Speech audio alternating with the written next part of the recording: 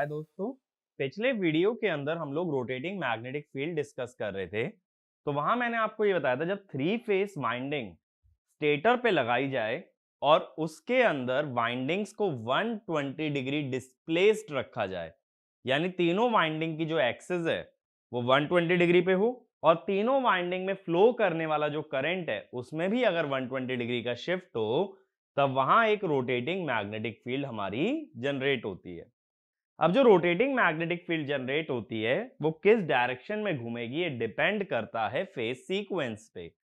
तो हमने ये देखा था कि पॉजिटिव सीक्वेंस में डायरेक्शन अगर क्लॉकवाइज आई थी तो नेगेटिव सीक्वेंस में आई थी एंटी क्लॉकवाइज। बट ऐसा कंपलसरी नहीं है, मैंने ये भी बताया था कि बस इतना याद रखना है कि पॉजिटिव और नेगेटिव सीक्वेंस से बनने वाली मैग्नेटिक फील्ड अपोजिट डायरेक्शंस में घूमती है। उससे ये कंपलसरी नहीं है कि पॉजिटिव वाली क्लॉकवाइज और नेगेटिव वाली एंटी क्लॉकवाइज। फिर हमने क्या देखा था, हमने जनरल प्रिंसिपल देखा था रोटेटिंग मैग्नेटिक फील्ड का कि जब एम फेज की वाइंडिंग 360 डिग्री बाय एम इतने एंगल पे रखी जाए तो उससे एक रोटेटिंग मैग्नेटिक फील्ड बनती है जिसका मैग्नीट्यूड कितना होता है, M by two F M. F M क्या था, M M F due to each phase, और एम क्या था, नंबर ऑफ फेजेस। ठीक है, इतना हम कवर कर चुके थे। लास्ट में मैंने आपको एक होमवर्क प्रॉब्लम टाइप दिया था कि अगर टू फेज वाइंडिंग लेते हैं तब रोटेटिंग मैग्नेटिक फील्ड डिजाइन करनी है। ठीक है, तो बात कर रहा हूं मैं फॉर टू फेज वाइंडिंग।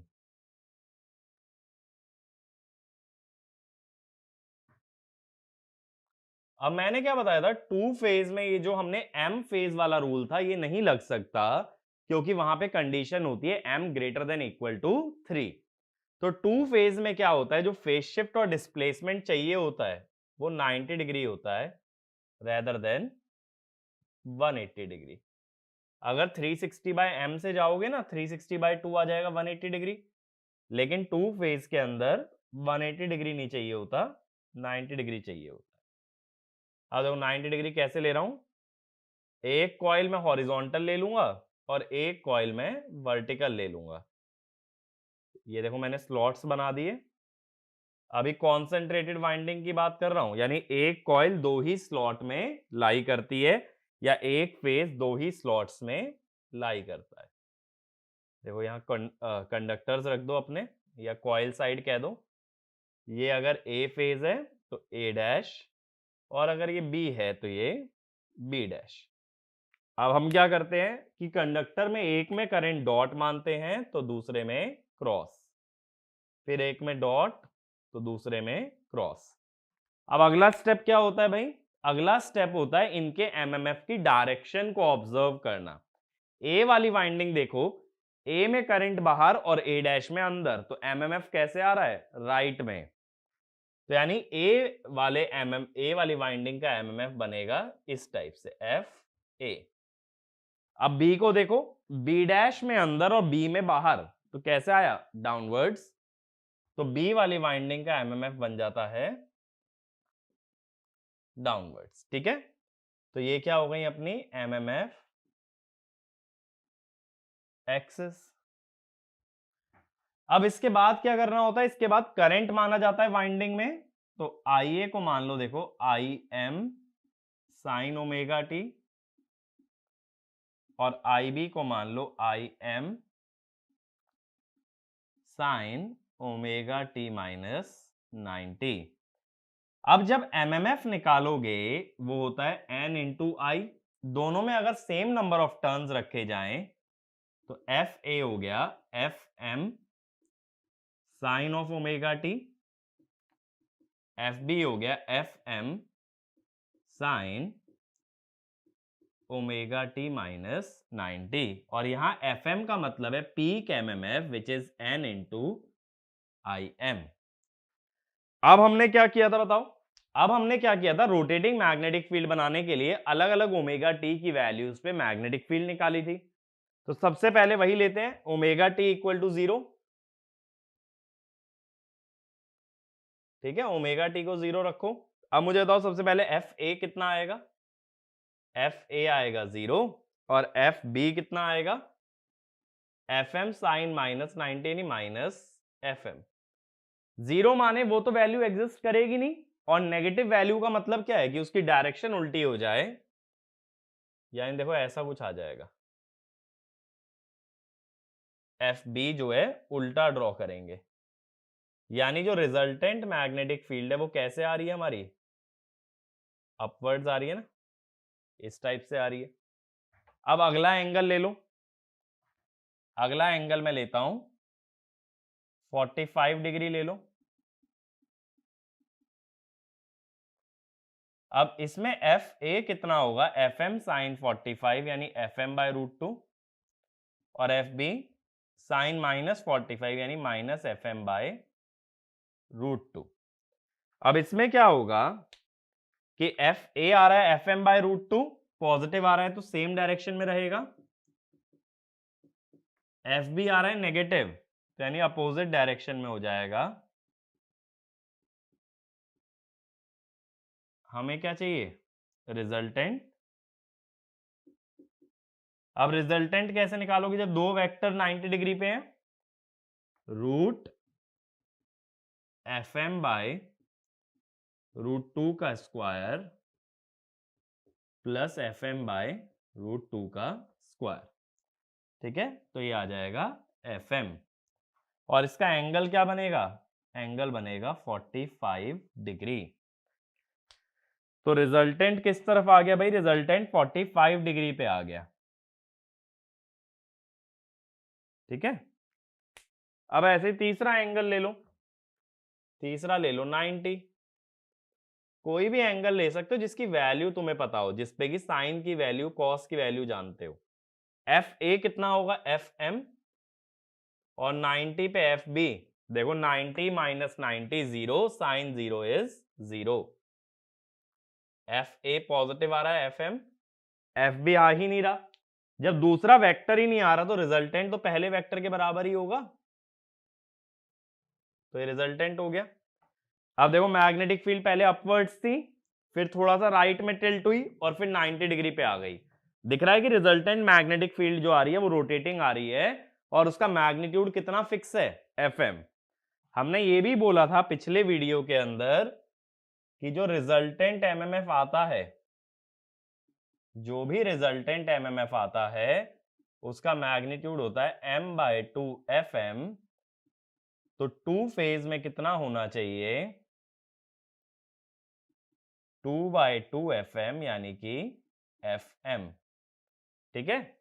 तो ये m बाय 2 एफ एम वाला रूल हर फेज के लिए चलता है, चाहे 2 फेज हो, चाहे 3 फेज, चाहे 4 फेज, बट ये जो शिफ्टिंग वाला केस है कि कितना शिफ्ट देना है वो 3 फेज के लिए ही याद रखोगे, 360 बाय m, क्योंकि अगर 2 फेज होता है तो 360 बाय 2 नहीं चलता, यानी 180 नहीं चलता, क्या चलता है, 90 degree.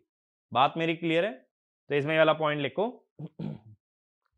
If a 2 phase winding is displaced in space by 90 degree and carries currents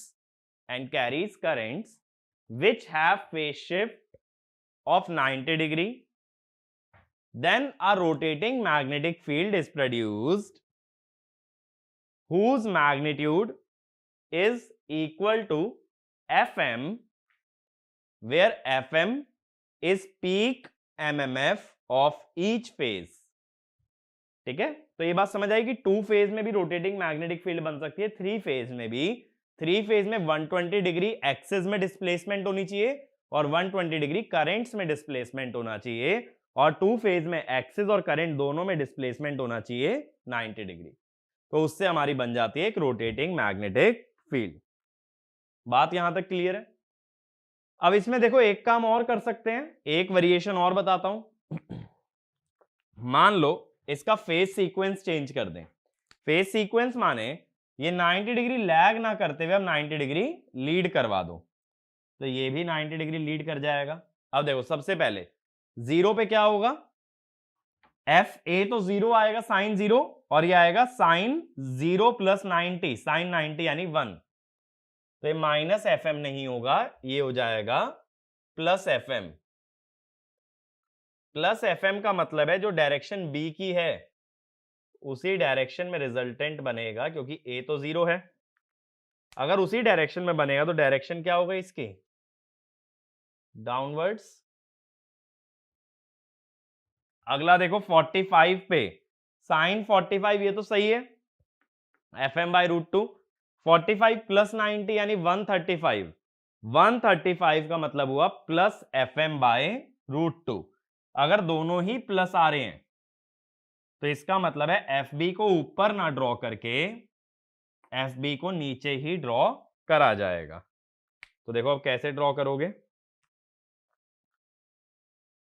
F A हुआ F M by root two, positive का मतलब है जो डायरेक्शन दिखाई थी उसी में बनाओ, राइट में दिखाया था राइट में बना रहे हैं। एफ बी भी आया F M by root to,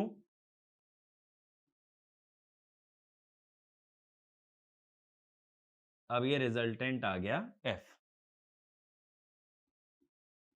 यहां से 45 डिग्री पे आएगा।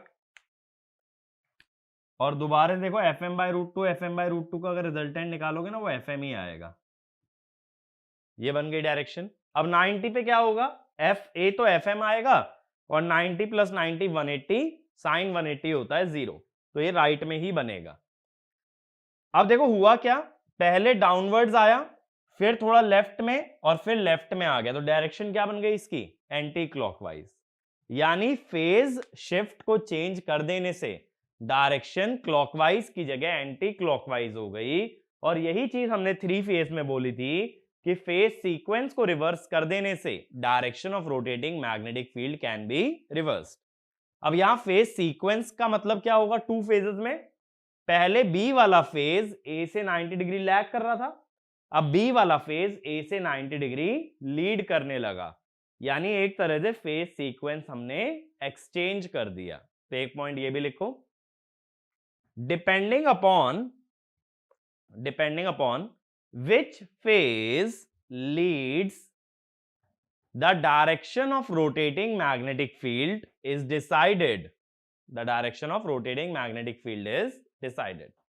यहां पे ए फेज लैग कर रहा है तो एंटी क्लॉकवाइज बन गई, और अगर ए फेज लीड कर रहा था तो क्लॉकवाइज बन जाएगी। ठीक है, तो ऐसा भी कह सकते हो 2 फेजेस के अंदर देखो, अगर ए लीड कर रहा था तो क्लॉकवाइज थी, यानी ए बी की तरफ जा रहा था।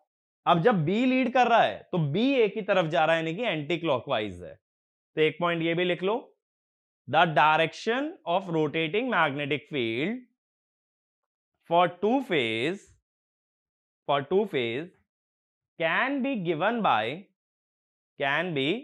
by the direction from leading phase to lagging phase, दोबारा समझाता हूं। पहले साइन -90 था, ओमेगा टी -90, तो A was लीडिंग B, तो डायरेक्शन थी क्लॉकवाइज, A से B, लीडिंग से लैगिंग। अब B वाला लीड कर गया तो अब है एंटी क्लॉकवाइज, यानी लीडिंग से लैगिंग।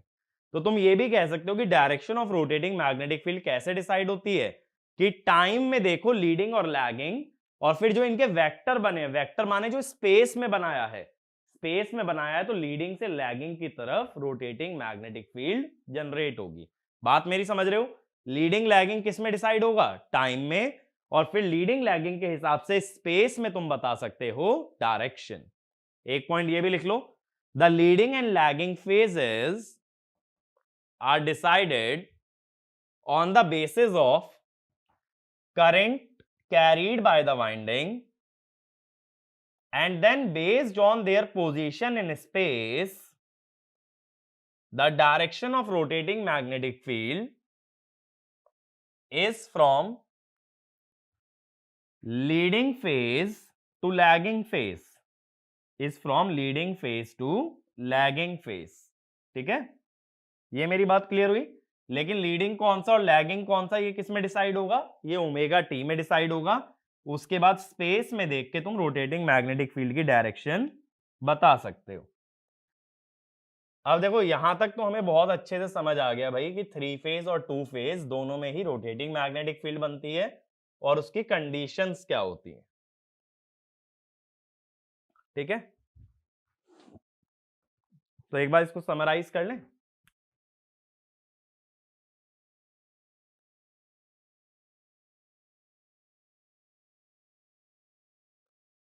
पहला क्या था हमारा,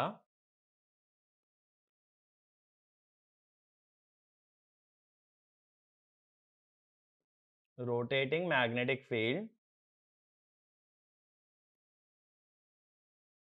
in three phase. Three phase में रोटेटिंग मैग्नेटिक फील्ड की कंडीशन क्या थी?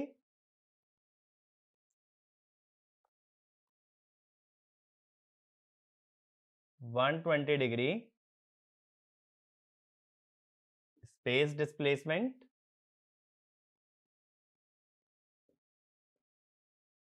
और 120 डिग्री फेज शिफ्ट। और डायरेक्शन किस पे डिपेंडेंट थी? डायरेक्शन डिपेंडेंट थी फेज सीक्वेंस पे, कि फेज सीक्वेंस अगर पलट दोगे तो डायरेक्शन रिवर्स हो जाएगी। सेकंड, टू फेजेस में हमने क्या देखा, 90 डिग्री स्पेस डिस्प्लेसमेंट चाहिए,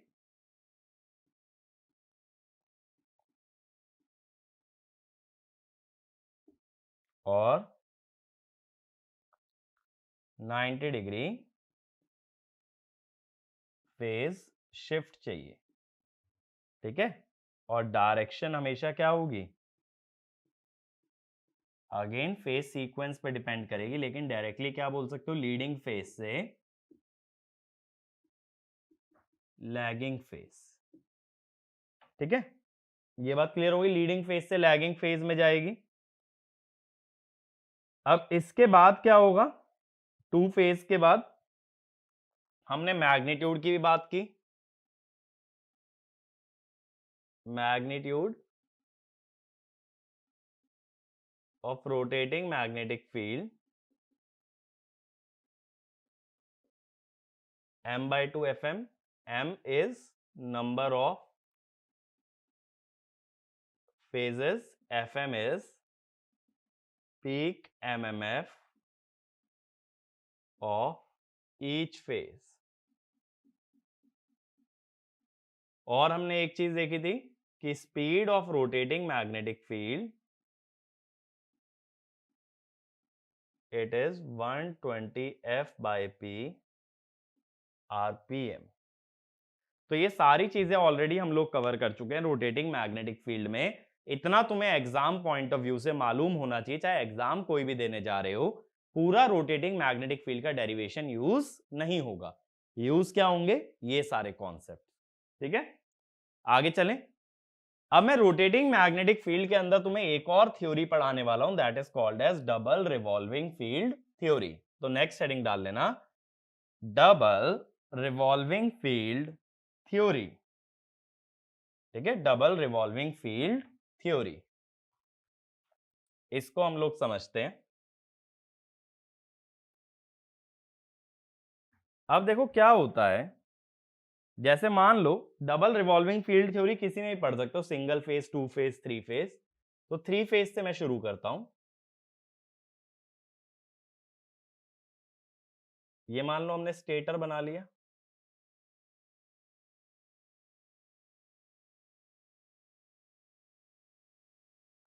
अब हम क्या करते हैं, कॉइल्स बना लेते हैं। हमें कितनी कॉइल्स बनानी है, तीन फेजेस के लिए तीन कॉइल्स बनानी है। तो एक बना चुका, फिर 60 डिग्री पे दूसरी कॉइल।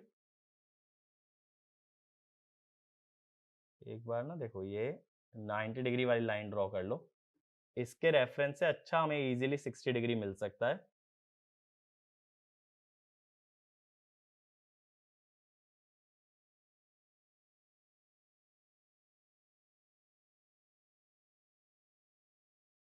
ये बन गया।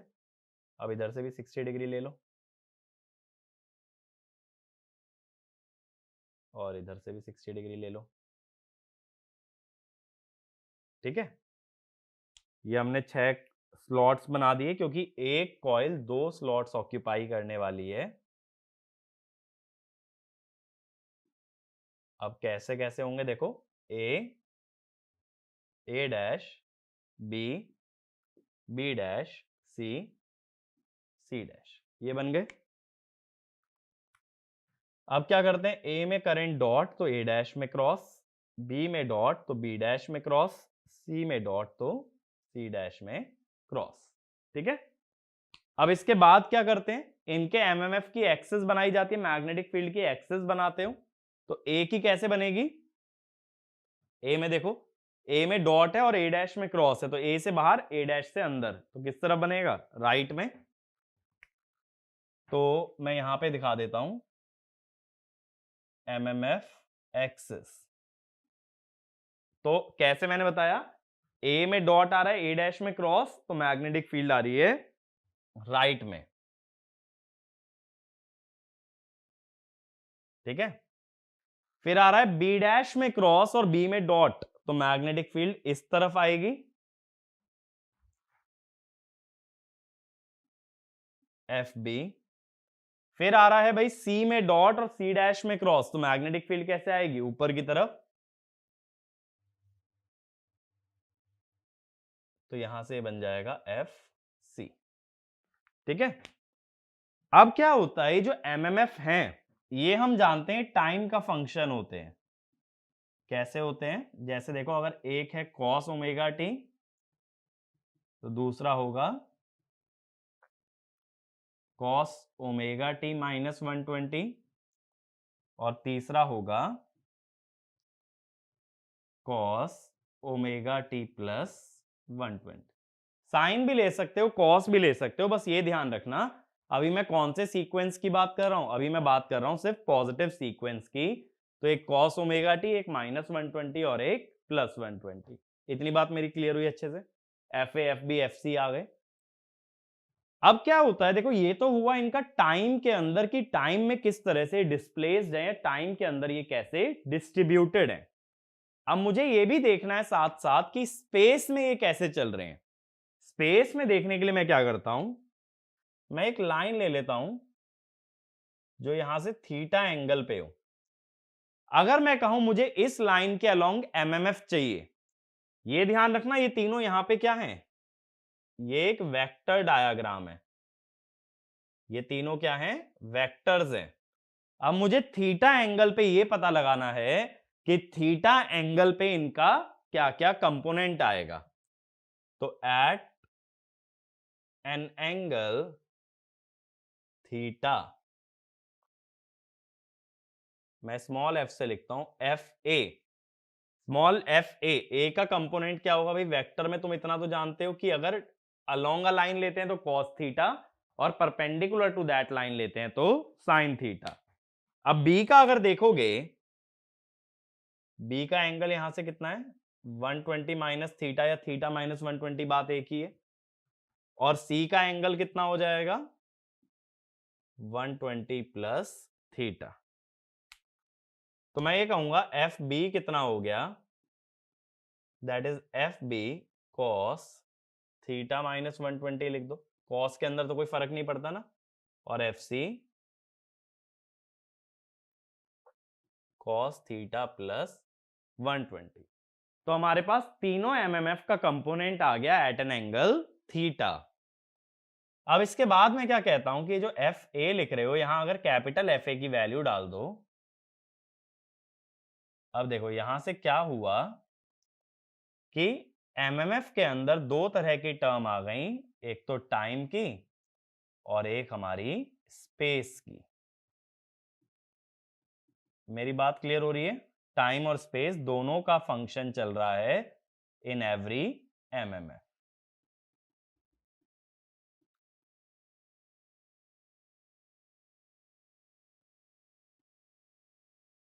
यहां तक क्लियर हो रहा है।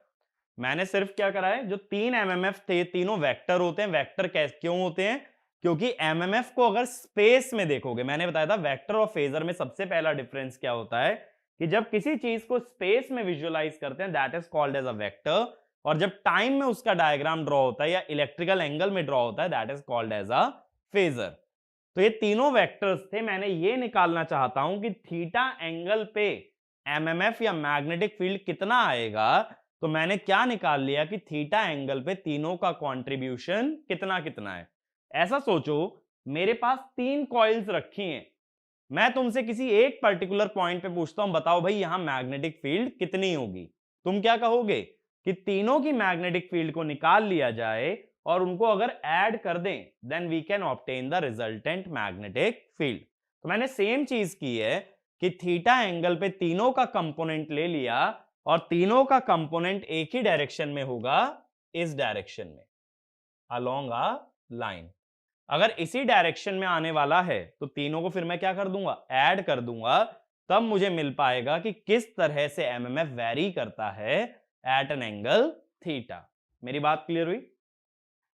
अब देखो क्या होता है, जो फंक्शन बन रहा है जिसमें स्पेस और टाइम दोनों हैं, जब कभी स्पेस और टाइम दोनों के वेरिएशन की बात की जाती है वहां पे हम लेकर के आते हैं वेव थ्योरी। वेव की बात ही तब आती है whenever there is a space as well as time variation। वो अलग बात है कि हमेशा ऐसा जरूरी नहीं कि स्पेस और टाइम वेरिएशन से वेव जनरेट हो ही हो, बट वेव जनरेट होने के लिए नेसेसरी कंडीशन क्या है, that there must be variation in space as well as time. ऐसा होने से वेव होगी ये गारंटी नहीं है, बट ऐसा नहीं हुआ तो वेव नहीं होगी, इस बात की हमें गारंटी है।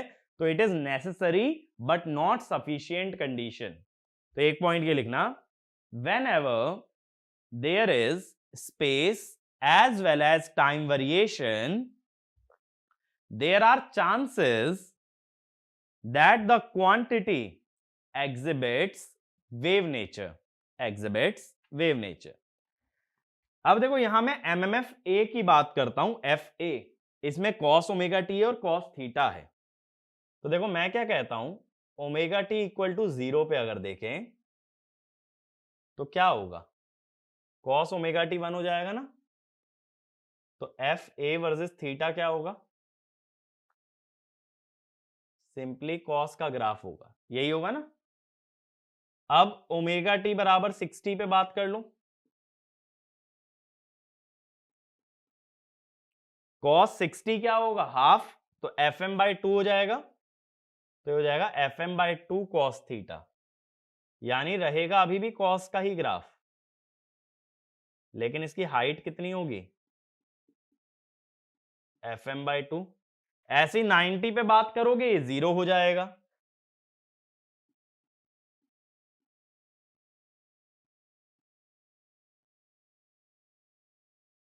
ये ऐसे चला जाएगा। 90 से आगे जाओगे अगर, यानी जैसे मान लो 120 पे बात करते हो, cos 120 हो जाएगा माइनस हाफ। माइनस हाफ का मतलब क्या होगा, देखो यहां पे मैं शो भी कर देता हूं, cos 120 माइनस हाफ होगा तो माइनस कॉस थीटा बनेगा,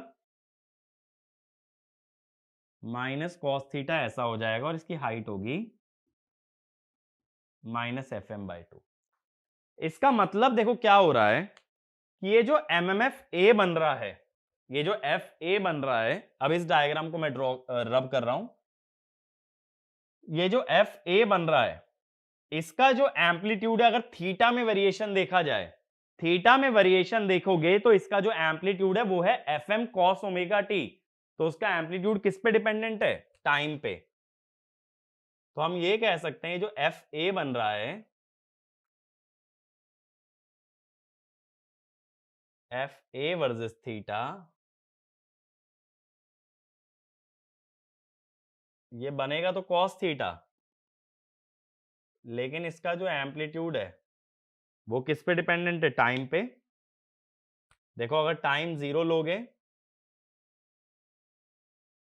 तो ये ग्राफ आ जाएगा, और अगर 180 लेते हो तो माइनस एफ एम आ जाएगा, ये वाला ग्राफ आ जाएगा।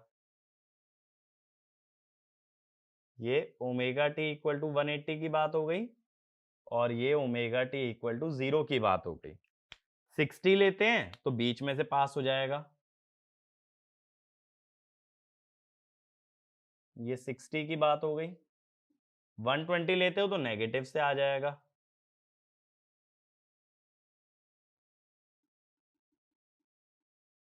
अब देखो इसमें क्या हो रहा है कि दिक कॉस का ग्राफ ही रहा है, बस उसका एम्पलीट्यूड कम ज्यादा होता जा रहा है।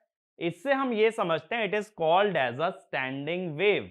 स्टैंडिंग वेव माने वेव ना तो राइट में जाती दिखती है ना ही लेफ्ट में जाती दिखती है, it is standing but it's amplitude is continuously fluctuating. तो इसमें लिखना the equation of MMF represents a standing wave where the wave does not travel in either direction but its amplitude keeps on changing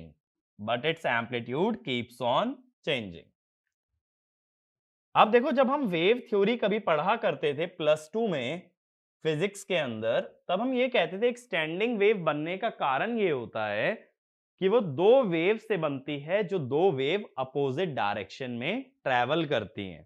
ठीक है, दो wave जो opposite direction में travel करें उससे मिलके बनती है एक स्टैंडिंग वेव। तो एक पॉइंट ये भी लिखो, a standing wave is made from two oppositely moving waves, two oppositely travelling waves कह दो या टू अपोजिटली मूविंग वेव्स।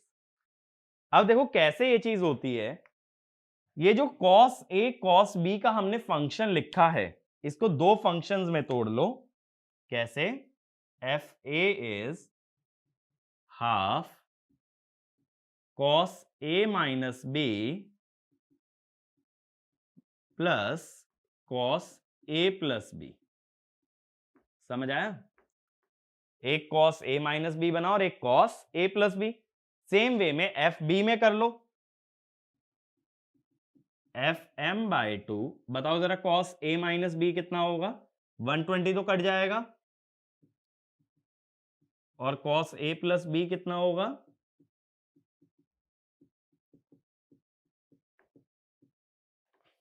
-240। ऐसे ही एफ सी के बारे में देखो, F M by 2 cos theta minus omega T, cos A minus B, और cos A plus B निकालो, theta plus omega T plus 240। अब देखो हर वेव के अंदर एफ ए एफ बी और एफ सी के अंदर दो टर्म्स आ रही हैं, एक थीटा माइनस ओमेगा टी में चल रही है और एक थीटा प्लस ओमेगा टी में। अब इसका फिजिकल सिग्निफिकेंस क्या है ये समझ आ गया, स्टैंडिंग वेव है। अब बात है ट्रैवलिंग वेव की, मुझे बात करनी है जो वेव मूव करे। तो जब ये थीटा माइनस ओमेगा टी और थीटा प्लस ओमेगा टी आता है तो ये ट्रैवलिंग वेव बनती है। वो कैसे? अब मैं किसके बारे में बात करने वाला हूं? ट्रैवलिंग वेव के।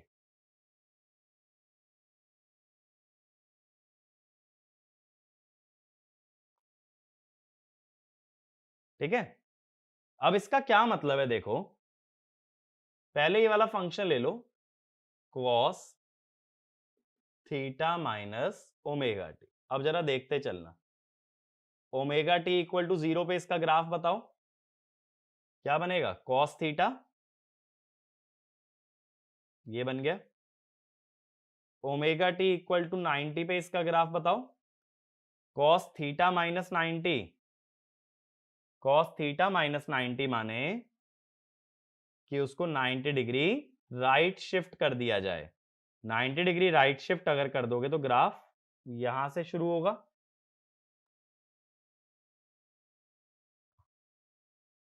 इस तरह से चलेगा। इसका मतलब क्या हुआ, जब तुम ओमेगा टी बढ़ाते जाओगे, cos theta minus omega T को ऐसे सोच सकते हो कि cos थीटा के ग्राफ को कितना राइट शिफ्ट कर दिया गया है? Omega T. तो टाइम बढ़ाते जाओ तो जो राइट शिफ्ट है ओमेगा टी वो बढ़ता जाएगा।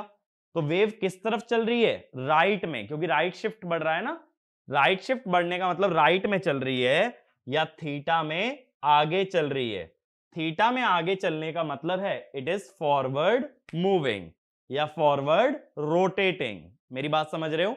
मैंने सिर्फ ये बोला कि cos थीटा के फंक्शन में ये समझो कि ओमेगा टी क्या लिखा है? राइट शिफ्ट लिखा है। और राइट शिफ्ट अगर लिखा है तो टाइम बढ़ने के साथ साथ ये राइट शिफ्ट बढ़ता जाएगा, या ये कह दो ये जो फंक्शन है ये राइट में शिफ्ट होता जाएगा। राइट में शिफ्ट होता जाएगा माने थीटा में आगे बढ़ रहा है, फॉरवर्ड मूविंग या फॉरवर्ड ट्रैवलिंग। तो एक पॉइंट ये लिखो, each term in standing wave is comprised of two terms.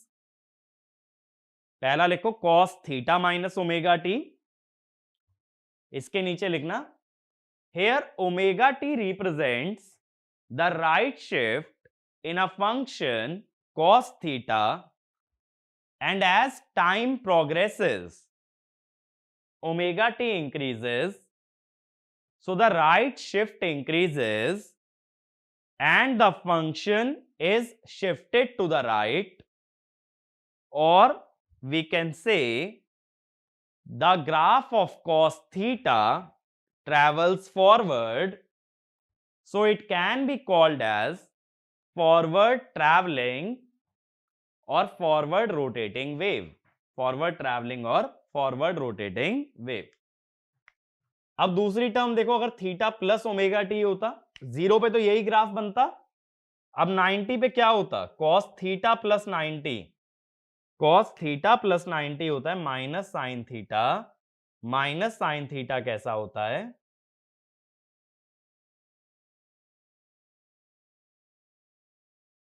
कुछ इस तरह से. तो ऐसा सोचो, देखो ये वेव 90 डिग्री ना पीछे चली गई है.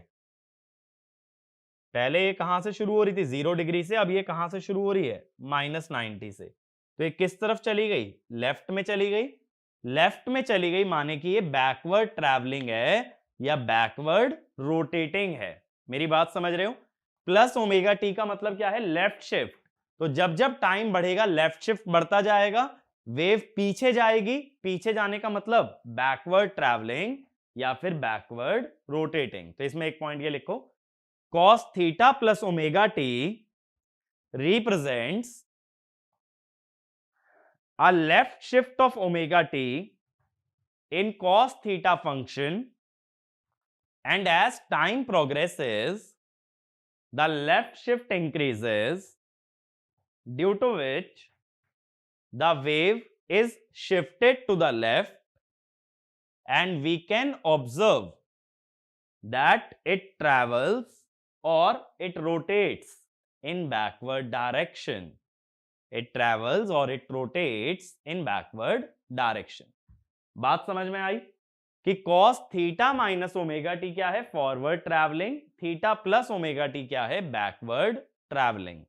अब इससे हम ये समझते हैं कि एक स्टैंडिंग वेव दो वेव से कंपोज्ड है, एक जो आगे घूमे और एक जो पीछे घूमे. एक मैग्नेटिक फील्ड अगर ऐसे घूम रही है तो दूसरा उल्टा घूमेगी. ठीक है, ये बात समझ रहे हो. तो दो मैग्नेटिक फील्ड है, एक अगर क्लॉकवाइज तो दूसरी एंटी क्लॉकवाइज घूम रही है. अब याद रखने वाली क्या बात है, देखो आगे तक ये पावर सिस्टम के अंदर भी वेव्स का कॉन्सेप्ट यूज होता है कि जब स्पेस और टाइम की टर्म में माइनस साइन आता है तो उसे बोलते हैं फॉरवर्ड ट्रैवलिंग, और प्लस साइन आता है तो बोलते हैं बैकवर्ड ट्रैवलिंग. तो एक पॉइंट ये भी लिख लो, if there is negative sign between the space and time term, then it is forward traveling wave, and if there is positive sign between space and time term, then it is backward traveling wave. बात मेरी clear हुई. ठीक है, तो forward travelling कैसे पहचानोगे, space और time के बीच में माइनस तो फॉरवर्ड और प्लस तो बैकवर्ड. और फॉरवर्ड हमने किस तरफ लिया है, क्लॉकवाइज. देखो थीटा क्लॉकवाइज चल रहा है ना, तो अभी हम फॉरवर्ड में जो बात कर रहे हैं तो हम क्लॉकवाइज की बात कर रहे हैं, because theta is in clockwise direction. तो एक पॉइंट ये भी लिख लो, in the case we are considering theta is taken as clockwise angle, so the forward direction is clockwise direction. ठीक है, फॉरवर्ड डायरेक्शन क्या होगी, क्लॉकवाइज. अब मैं क्या कहता हूं कि अगर मुझे रिजल्टेंट एमएमएफ चाहिए तो मुझे तीनों एमएमएफ ऐड करने पड़ेंगे. कौन कौन से तीनों, ए बी और सी. क्या ऐड करना पड़ेगा भाई हमें, ए बी और सी. तो अब मैं क्या कहता हूं कि resultant MMF as a function of space and time is FA plus FB plus FC. अब देखो इसमें थीटा माइनस ओमेगा टी में तो कोई शिफ्ट ही नहीं है, cos theta minus omega T, cos theta minus omega T, cos theta minus omega T, तो ये तीनों टर्म तो डायरेक्टली ऐड हो गई, तो 3 टाइम्स हो गया 3 into F M by two cos theta minus omega T. But बची हुई जो 3 टर्म्स है थीटा प्लस ओमेगा टी वाली, इसमें एंगल ऐड हो रहा है 0, इसमें -240 और इसमें +240। यानी देखो अगर एक ये है थीटा प्लस ओमेगा टी वाली टर्म, तो एक है -240, -240 माने ये हो गया क्लॉकवाइज 240, और एक है +240, वो ये हो गया। अब इसका मतलब क्या हुआ, ये 3 वेक्टर हो गए जो 120 डिग्री पे लोकेटेड हैं, और तीनों का मैग्नीट्यूड कितना कितना है, F M by two, F M by two, F M by two. बात समझो, इस फंक्शन में आगे कोई एंगल नहीं आ रहा, थीटा प्लस ओमेगा टी है बस, इसमें है थीटा प्लस ओमेगा टी -240, -240 माने 240 क्लॉकवाइज घुमा दो, और इसमें +240 माने 240 एंटी क्लॉकवाइज घुमा दो। तो ये तीनों जो वेक्टर बन रहे हैं तीनों किस पे हैं, 120 डिग्री पे हैं, और तीनों का मैग्नीट्यूड कितना है, एफ एम बाय 2। हम ये जानते हैं अगर 3 इक्वल क्वांटिटीज 120 डिग्री पे रख दी जाएं तो उनका सम हमेशा 0 आता है।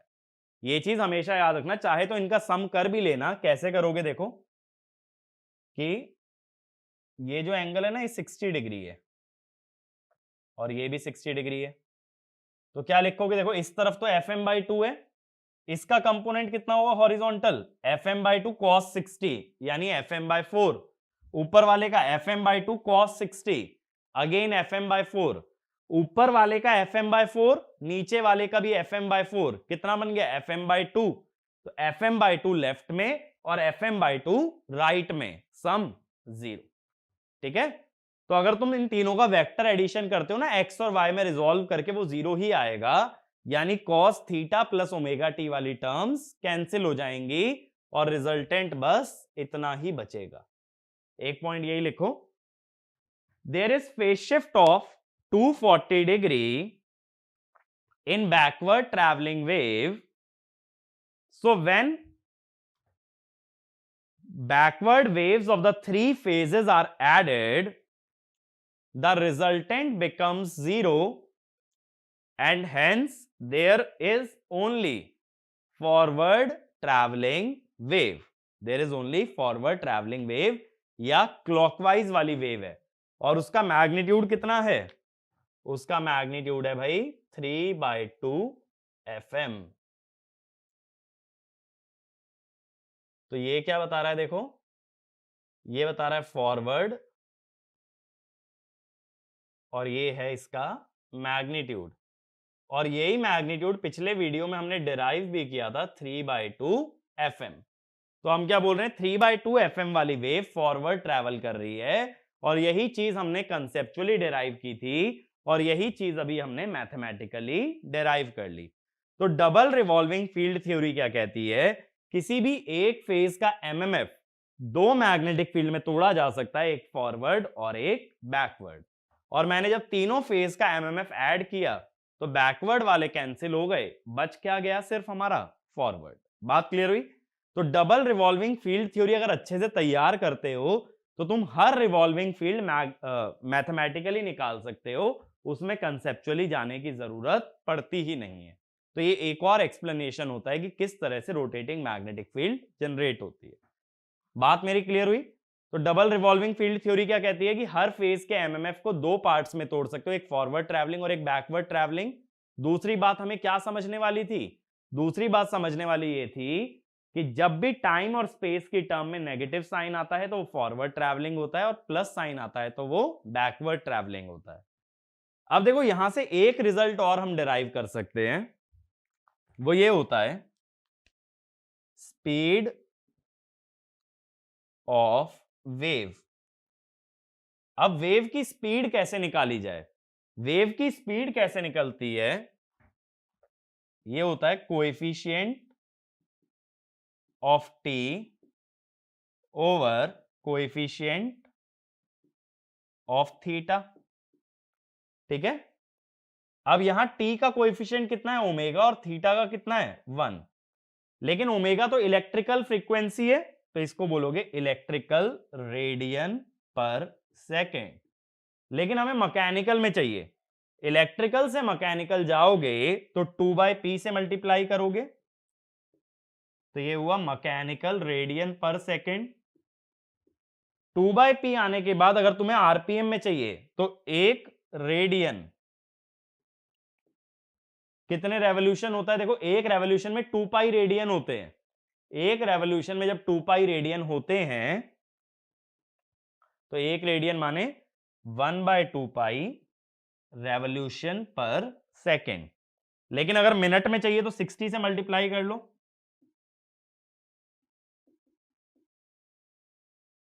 आरपीएम ओमेगा को रखोगे 2 पाई एफ तो ये हो जाएगा 120 f/p। तो ये आ गया ना ns। तो हमेशा ये ध्यान रखो कि स्पीड कैसे निकलती है। किसी भी वेव की टाइम के कोएफिशिएंट को किससे डिवाइड कर देते हैं? स्पेस के कोएफिशिएंट से, और वहां से स्पीड आ जाती है। बट यूनिट्स का खास ध्यान रखना, ओमेगा जो है इलेक्ट्रिकल में चल रहा है इसलिए यूनिट बनी इलेक्ट्रिकल रेडियन पर सेकेंड। इलेक्ट्रिकल से मैकेनिकल गए 2/p, रेडियन से रेवोल्यूशन गए 1/2 पाई, सेकेंड से मिनट गए 60 से, तो ये 120 f/p ही बन गया। और यही मैंने बोला था कि रोटेटिंग मैग्नेटिक फील्ड की स्पीड क्या होती है? ns, और दैट इज 120 f/p। तो देखो ये थ्योरी क्यों इंपॉर्टेंट है ना, मैं जब आगे जाऊंगा हार्मोनिक्स वगैरह के बारे में बात करूंगा तब भी मैं तुम्हें derivation double revolving field theory से ही डायरेक्टली शो करूंगा कि किस तरह से रोटेटिंग मैग्नेटिक फील्ड बनती है ड्यू टू हार्मोनिक्स। बट ये बात यहां समझना बहुत जरूरी है, how does this entire derivation works. तो पहली बात कि हर एमएमएफ को दो पार्ट्स में तोड़ोगे स्पेस और टाइम के हिसाब से, एक फॉरवर्ड एक बैकवर्ड, ऐड करके रिजल्टेंट आता है। और स्पीड निकालने का तरीका, टाइम के कोएफिशिएंट को स्पेस के कोएफिशिएंट से डिवाइड कर दो।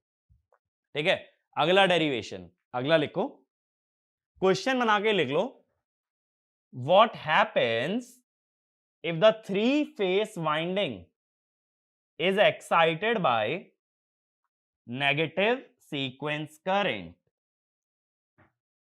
अब देखो एक बात समझना, जब वाइंडिंग में नेगेटिव सीक्वेंस करंट भेजा है तो इसका यह मतलब बिल्कुल भी नहीं है कि वाइंडिंग्स के एमएमएफ एक्सचेंज हुए हैं। इसका मतलब सिर्फ यह है कि टाइम में चेंज आएगा ना कि एमएमएफ में। तो एक पॉइंट ये लिखना, when the winding current is changed, the change is reflected in the terms containing omega t but not in the terms containing theta। क्योंकि थीटा किसके हिसाब से है? इनकी प्लेसमेंट के हिसाब से। जैसे ए वाली कॉइल थी, फिर 120 डिग्री बाद बी, और फिर 120 डिग्री बाद सी। तो ये जो ए बी और सी वाली कॉइल्स थी इनको उठा के हिलाया नहीं गया है। माने ऐसा नहीं हुआ ए को रोटेट करा दिया, ऐसा बिल्कुल भी नहीं किया है। ए वाली अभी भी वर्टिकल है, फिर 120 डिग्री बाद बी है, और फिर 120 डिग्री बाद सी है। ये वाइंडिंग्स यहीं की यहीं है, बस चेंज क्या कर दिया, उनके अंदर जाने वाला करंट। और जब कभी करंट को चेंज करोगे तो सिर्फ ओमेगा टी पे असर आएगा, थीटा पे नहीं। तो नेगेटिव सीक्वेंस से क्या करोगे, ये होगा +120 और ये होगा -120। ठीक है, don't change the term containing theta, यानी ये चीज फिक्स रहेगी। ये एमएमएफ का प्लेसमेंट हम चेंज नहीं कर रहे हैं। तो MMF axis depend on coil placement. जब तक कॉइल का प्लेसमेंट नहीं बदलेगा तब तक एमएमएफ की एक्सेस सेम रहेगी, और जब तक एमएमएफ की एक्सेस सेम रहेगी ये थीटा वाली टर्म्स सेम रहेंगे। तो ये किस पे डिपेंड करता है हमेशा? एमएमएफ एक्सेस पे। तो हमने चेंज सिर्फ वाइंडिंग में जाने वाला करंट किया है, और एनआई होता है एमएमएफ, तो उसके हिसाब से एमएमएफ चेंज हो गया। अब देखो यहां क्या चेंज आ जाएगा, सिर्फ ओमेगा टी वाले टर्म्स में चेंज आएगा, प्लस और माइनस। अब देखो जब इनको ब्रेक करोगे, पहला तो cos omega T cos theta है, ए माइनस बी ए प्लस बी। अब देखना जरा ए माइनस बी क्या होगा, थीटा माइनस ओमेगा टी, फिर क्या आएगा आगे? आगे आएगा -240 थीटा माइनस ओमेगा टी -240 और a प्लस बी दोनों का सम कितना होगा देखना, theta plus omega T plus 120 minus 120 हो गया 0। बहुत सारे लोग अब तक गैस कर लिए होंगे यहां होने क्या वाला है। अगला बताओ, a minus B theta minus omega T -240 और थीटा प्लस ओमेगा टी और आगे 0। अब देखो जब तीनों को ऐड करोगे, अगेन तीनों में एक फॉरवर्ड वाली टर्म है और एक बैकवर्ड वाली टर्म है। जब मैं तीनों को ऐड करता हूं थीटा और टाइम के फंक्शन के लिए, बैकवर्ड तीनों में सेम है थीटा प्लस ओमेगा टी, तो ऐड हो जाएगी simply fm/2 into 3 into cos theta plus omega T. और इस बार थीटा माइनस ओमेगा टी वाली टर्म के अंदर 240 का फेज शिफ्ट आ रहा है, जिसकी वजह से उसका सम क्या हो जाएगा 0। अगर उसका सम 0 हो गया तो बचेगी सिर्फ ये, यानी मैग्नीट्यूड अभी भी सेम आ रहा है 3/2 FM, लेकिन इस बार फॉरवर्ड नहीं है, वेव कैसी है बैकवर्ड। तो ये टर्म क्या बता रही है बैकवर्ड वेव और मैग्नीट्यूड कितना है 3/2 FM। तो मैंने यही चीज बताई थी लास्ट वीडियो के अंदर भी कि अगर फेज सीक्वेंस रिवर्स कर दिया जाए तो वेव का मैग्नीट्यूड सेम रहता है, रोटेटिंग मैग्नेटिक फील्ड का मैग्नीट्यूड सेम रहता है, बस उसकी डायरेक्शन हो जाती है फॉरवर्ड की जगह बैकवर्ड। बात मेरी क्लियर हुई? ठीक है, तो वो जो मैंने डायग्राम पहले बनाया था, अब ये थीटा प्लस ओमेगा टी का ना होके किसका होगा थीटा माइनस ओमेगा टी का। तो इसमें लिखना if the phase sequence is reversed the positive sequence the forward traveling wave gets cancelled out and the resultant only contains the backward traveling wave. The resultant only contains backward traveling wave, but the magnitude of rotating magnetic field remains same. ठीक है, rotating magnetic field का magnitude same रहेगा, बस forward की जगह अब वो हो जाएगी बैकवर्ड। मेरी बात क्लियर हुई? ठीक है ना, आगे चलते हैं। नेक्स्ट पॉइंट लिखो या नेक्स्ट एक क्वेश्चन बना के लिखो। Derive the rotating magnetic field in case of two phases using double revolving field theory. Using double revolving field theory.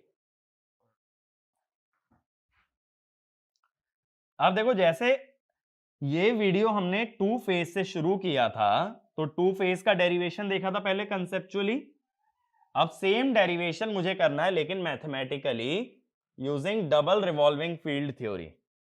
तो मैंने ये बताया था टू फेज में रोटेटिंग मैग्नेटिक फील्ड की कंडीशन क्या होती है कि दोनों फेजेस के बीच में 90 डिग्री का एंगल हो और दोनों ही फेजेस के अंदर जो करंट्स हैं उसमें भी 90 डिग्री का शिफ्ट हो।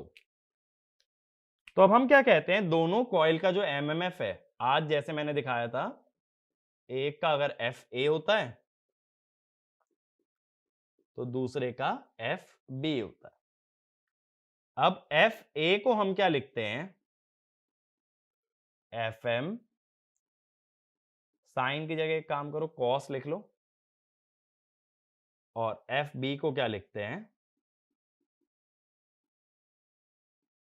Cos omega T minus 90। ठीक है, क्योंकि इनके अंदर जो करंट्स है उसमें 90 डिग्री का शिफ्ट आ रहा है, उसकी वजह से एक कॉस ओमेगा टी तो एक कॉस ओमेगा टी माइनस 90। अब डबल रिवॉल्विंग फील्ड थ्योरी लगाने के लिए क्या करते हैं,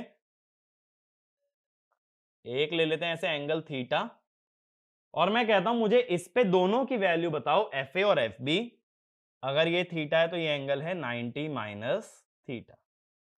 तो मैं क्या कहूंगा, देखो एफ ए का कितना कंपोनेंट आता है, that is F A cos theta, और एफ बी क्या होता है, एफ बी 90 माइनस थीटा या थीटा माइनस 90, कॉस में एक ही बात है क्योंकि cos theta equal to cos of minus theta. अब हम क्या करते हैं, एफ ए की वैल्यू डाल देते हैं, तो इसको लिख देते हैं F M cos theta cos omega T, F B F M cos theta minus 90 cos omega T minus 90।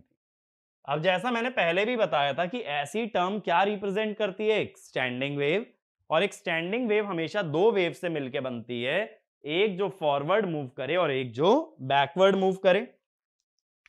तो हमने कैसे पता लगाया था ये, कि इसको दो पार्ट्स में तोड़ दिया था, cos a माइनस बी और cos a प्लस बी।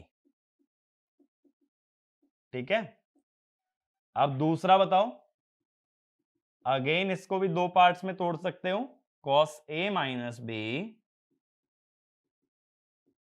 और cos a plus B, but a plus B में क्या होगा, theta plus omega T minus 180। अब हम क्या जानते हैं, जो थीटा माइनस ओमेगा टी वाली टर्म है ये क्या बताती है, फॉरवर्ड रोटेटिंग,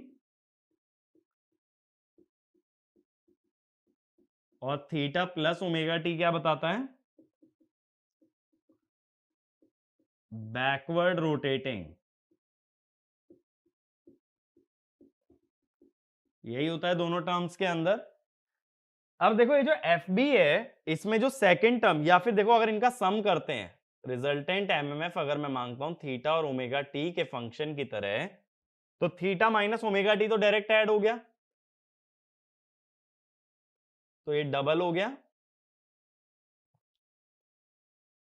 लेकिन देखो थीटा प्लस ओमेगा टी एक तो डायरेक्ट आ रहा है और एक माइनस 180 डिग्री के साथ आ रहा है, ये भी एफ एम बाई टू है और ये भी एफ एम बाई टू।